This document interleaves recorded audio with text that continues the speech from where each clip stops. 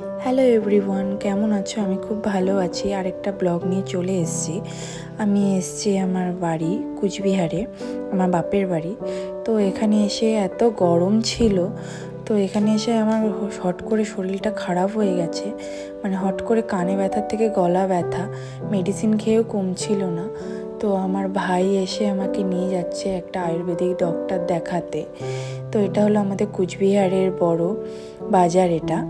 তো ডক্টরের কাছে চলে এসেছি। এখানে প্রচণ্ড ভিড়।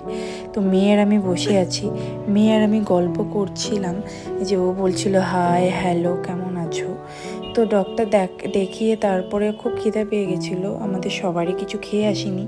তো ভাই আর আমি, আমার মেয়ে মোমো, চাউমিন আর চিকেনের একটা অর্ডার করেছি।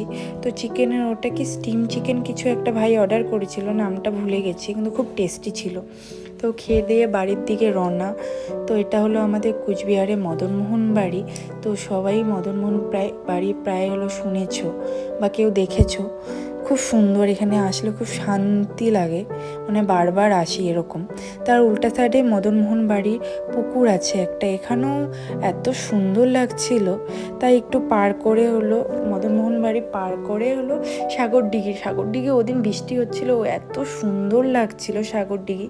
আর রাজবাড়ি আমাদের, এটা আমাদের কুচবিহারের রাজবাড়ি। যদি ভালো লাগে লাইক কমেন্ট শেয়ার করে দিও। Thank you, by.